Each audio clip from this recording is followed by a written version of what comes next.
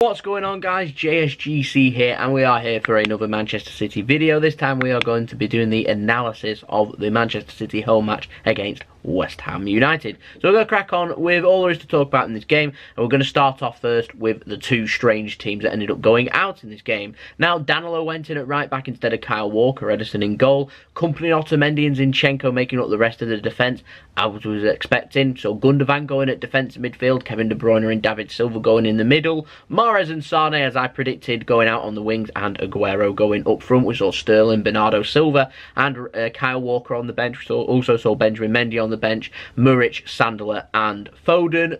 Rotated squad. It's like a Manchester City Cup squad that with a sprinkle of first team players in. For West Ham, packed the middle, holding midfielder Rice was playing. Nasri, to my surprise, ended up starting this game. We saw Carroll go up top instead of Hernandez, and we also saw Ben Johnson, who I think is a right back, going at left back for West Ham, 19 years old, making his debut.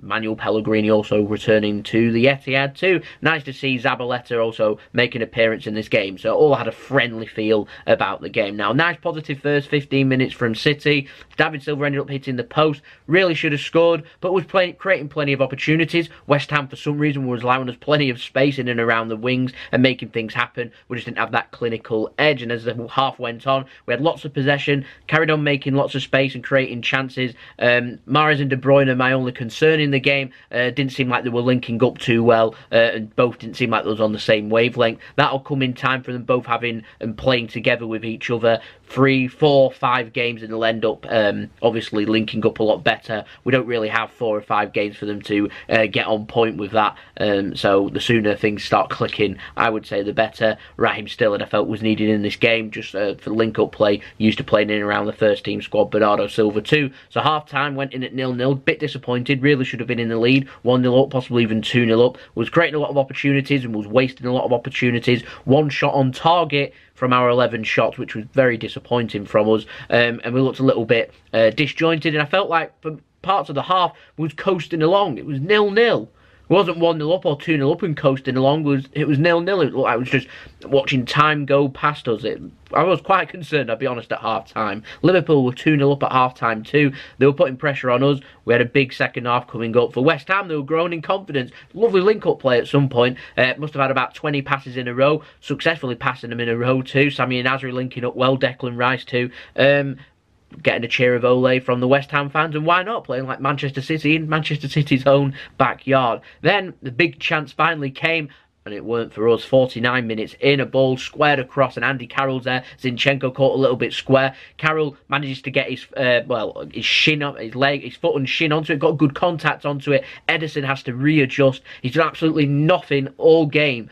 First opportunity comes, he needs to make a big save and does. It's a very good save, pushing it away from the goal too. City managed to clear the lines. Big let off there for Manchester City, and unlucky from West Ham. That was their chance that West Ham were looking for, and fortunately Ederson was there equal to it. And anyone that was questioning Ederson's saving ability, well, that's just what Manchester City do when teams manage to maybe create one chance. Needs to be there and make the save. And he was. You can't ask for much more. Clean sheet also in this game for Ederson. 58 minutes in, Sterling and Bernardo Silva ended up coming on for Mahrez and Sane, who both looked a bit disjointed. Like I said, they need more game time. They're only getting FA Cup games against lower league opposition and League Cup games occasionally. That when they're coming into a first team squad playing against Premier League teams, it's difficult to get up to pace. It's very difficult. Sane looked very disappointed. I'm confident in both Mahrez and Leroy Sane that they can respond, and over the next few weeks there's plenty of opportunities for first team football. As we go into April, if we end up progressing in the Champions League, there's more opportunities for these players to get a lot more minutes, and all they need is just that one good performance, and all of a sudden you could be sound. Bernardo Silva's done it, and now he's just a regular starter at Manchester City. Whether he's on the left, whether he's on the right, whether he's in the middle, he's everywhere. Bernardo Silva, absolutely brilliant. And speaking of Bernardo Silva, gets into the box, he's clipped by Felipe Anderson, he goes down. Penalties given by Stuart Atwell, the referee, and Aguero confidently. Bad penalty against Chelsea. Waits for Fabianski to commit the wrong way and ends up slotting it in. Good penalty from Aguero. However, very, very, very, very weak penalty to be awarded for Manchester City. Very fortunate there. And if I was West Ham, I'd be fuming if that was given against us. It's very weak, like I said. It's a very weak penalty. To me, not a penalty. Minimal contact. Bernardo Silva feels contact, anticipates it, and goes down and wins the penalty. I'd like for us to have maybe won this game by scoring more fluently and winning the right way, but sometimes you can't afford to be too picky when winning the right way, or whether you're having to win weak penalties and score goals. You still got to put them away. Obviously, I'd prefer to us have scored in open play and worked our way in and scored, but there we go. We did have plenty of opportunities, but we're at the stage of the season where we need 3 points. We need to put pressure onto Liverpool, so they all count. They really do. And even if we had VAR in this, I'm fairly sure VAR wouldn't have overturned the decision. Like I said, there is contact and he goes down.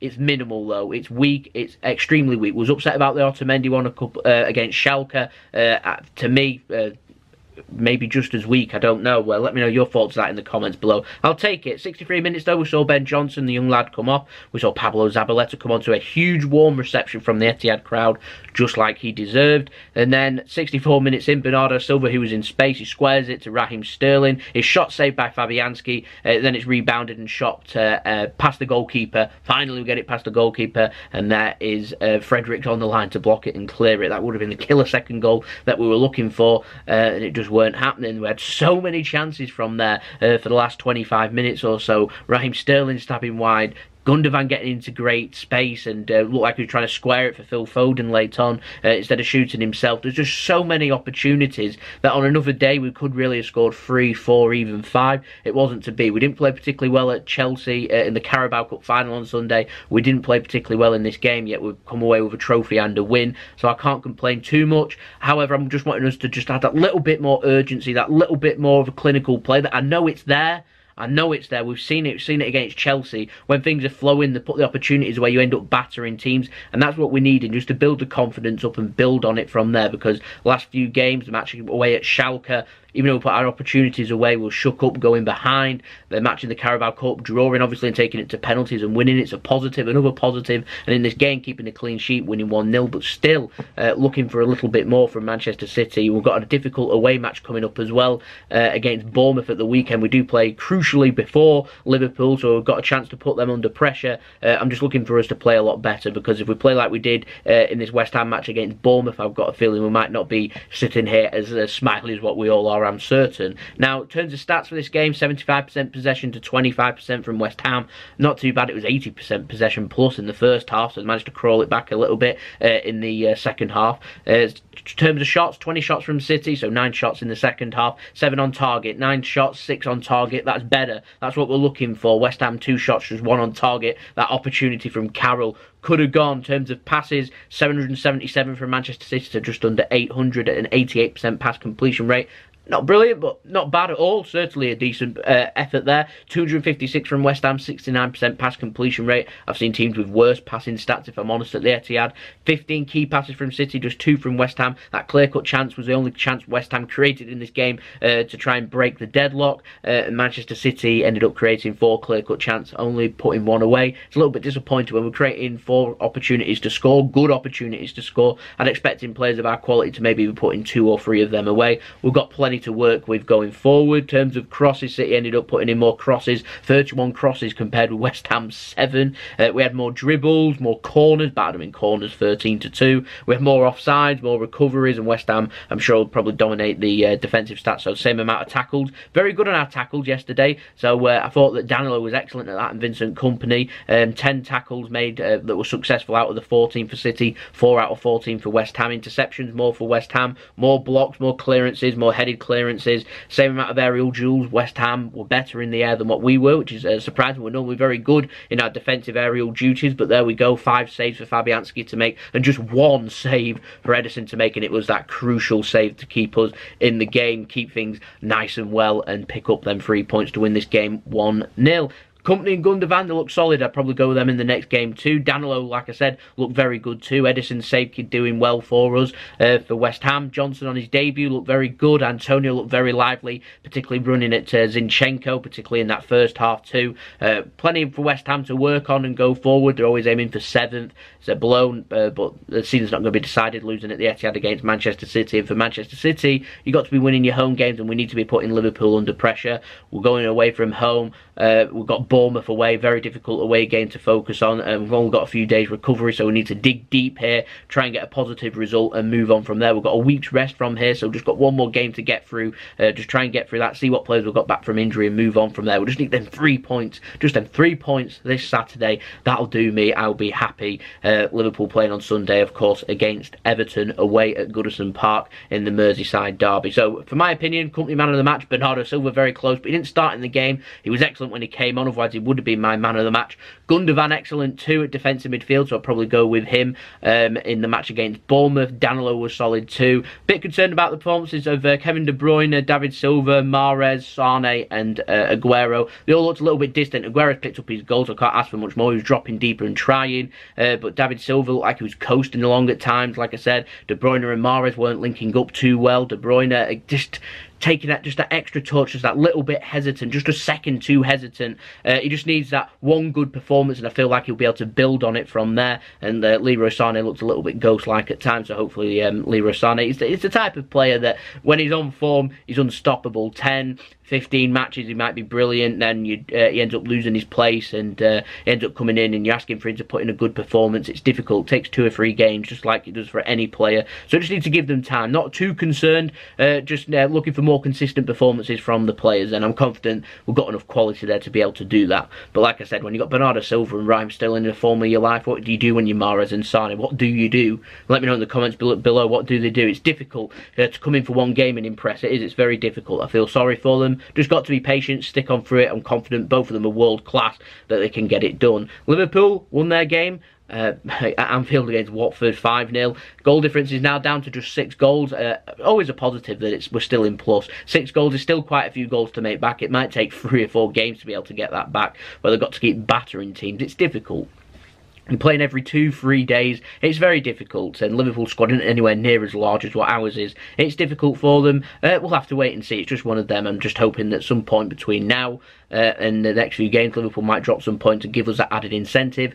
And sometimes, rather than physically putting pressure on them, you need to mentally put pressure on them. And the way to do that, win your games. And if we're playing first, win the games. We'll go over Liverpool. Liverpool know that if we win against Bournemouth, they need to beat Everton away. Not an easy game, never easy in a derby. Everton will be extra motivated because they won't want Liverpool winning that Premier League title. Liverpool on 69 points, Manchester City on 68 points. It's all to play for going into the weekend, so we'll have that preview up for that Bournemouth game up tomorrow and the analysis up for that on Saturday after the game. So make sure you stay tuned for that one. If you enjoyed this video, make sure you leave a big thumbs up. Make sure you subscribe, press the bell and put your push notifications on. You can go follow me on my social media, which is Twitter and Instagram. Links to them are in the description below. If you want to go and follow me on that, then you can. You can also go and check out my email in the description below. If you want to hit me up with any sponsorships for any videos or any business enquiries, then please do. Any help towards that will be much appreciated for anyone that could help me out if possible.